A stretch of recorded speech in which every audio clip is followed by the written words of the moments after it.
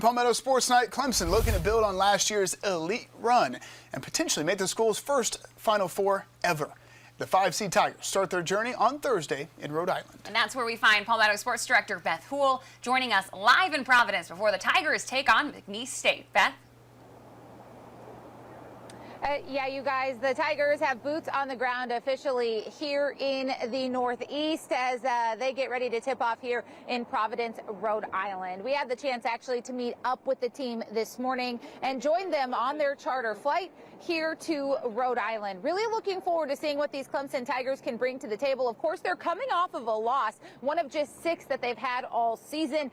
They've only lost back-to-back games just one time this season, and that was a real long time ago when you look at it now. The team loading up for Rhode Island here as they look to turn the page from that Louisville loss in the ACC semifinal. You'll remember last year when the team lost to Boston College in the ACC tournament that Brad Brownell talked a lot about how tough those practices were following that loss as they turned their attention hoping to make the NCAA tournament. It was hard practices, it was some real gut checks and some accountability that the team had to face. It ended up working out for them. They went on that historic run into the Elite Eight. Well, this year as they turned the page from the ACC tournament loss, it was a little bit of a different vibe as head coach Brad Brownell said he had a different message for this team. The way they handle their business, not just in terms of winning games, but they've been a great group to coach, and I'm proud of them for that, and that this is something they'll remember for a long time, and not to take it for granted, and try to be as united and together as we can be, and hopefully play our best basketball moving forward.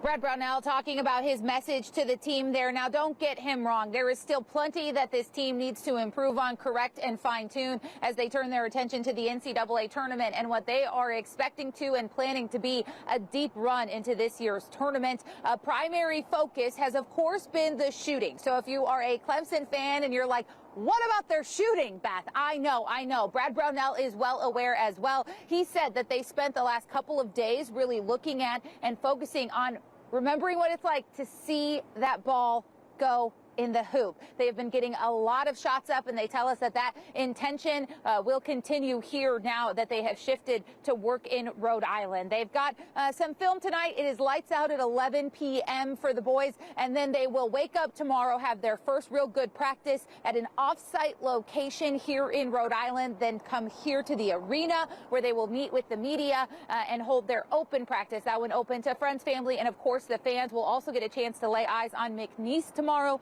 when they hold their open practice. We have plenty more coverage to come from here in Rhode Island as the Clemson Tigers kick off the NCAA tournament, and we hope to bring you plenty of coverage for several weeks to come here in the NCAA tournament as the Tigers look to continue what has already been an incredibly historic regular season and carry that into even more history and magic here in March. Reporting live in Providence for Palmetto Sports, I'm Beth Houle.